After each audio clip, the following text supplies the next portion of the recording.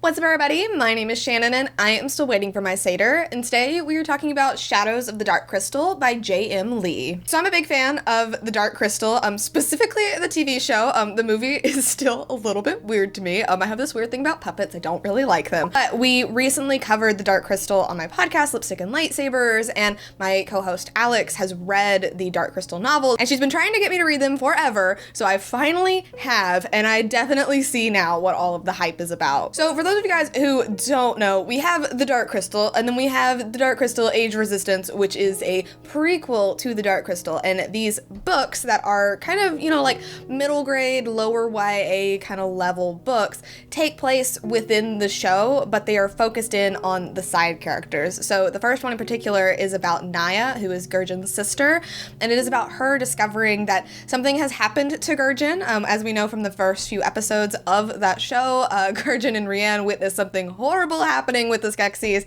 and Naya hears about it. She meets up with Tavra, and she's trying to figure out what exactly is going on, and she ventures out from her home. She meets this adorable baby boy who loves plants and loves words named Kylan, and they kind of embark on this adventure together. They journey to the Crystal Castle. They learn all of these secrets, all of these things going on, and what's interesting, especially after just recently rewatching the show, is you do see where this stuff fits in. Like, it's interesting to see like where this is in the timeline, and I actually really appreciate that. I really like that they gave the writing the space to kind of expand the story in this way. It really does feel like a puzzle piece just kind of fitting into place, and you don't have to have the book for the show to make sense. Like, it still makes sense, when all of a sudden Naya shows up, and it makes sense that she is where she is. It makes sense that she kind of knows Tavra in like these ways. Like, it all makes sense within the show, but it's so interesting to have the book to have those gaps filled in, and I'm really excited to see like where that's going to continue on, because I think there's 4 books out right now,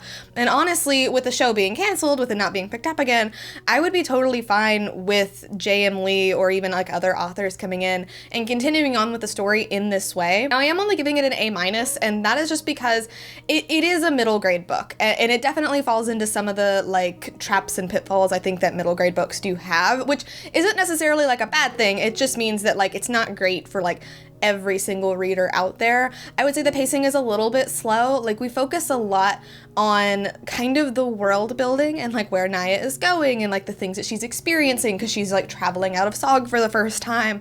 And I wish that it could have been a little bit more plot driven, like woven into it. I understand why it couldn't be. Like, a lot of the story had to be focused on her just kind of traveling before she learns things and like kind of changes course. But I do wish more of that could have been woven in. I kind of wish that she gotten to spend just a little bit more time with Tavra as well, which again, like, I know with the context of the show, like, things have to be the way that they are, but I feel like things could have gone a little bit deeper. But regardless, I still really, really enjoyed this book. I would say if you're a fan of The Dark Crystal, if you really liked Age of Resistance and you're really, really missing it, I would definitely recommend picking up these books because they're really, really well done. They feel very visual. There's pictures in it as well, which are beautiful. And honestly, like, nothing will ever replace like the Dark Crystal show, because it was wonderful and they put in all this money into it, and the voice cast was amazing and it looked beautiful. But these books seem to be doing a really good job kind of picking up where they left off. So if these books decided to continue on past the show, I would be okay with that. Of course, I'd want them to like bump it up just a little bit with like the reading level, just because I think they could go into like more plot, they could go into more character.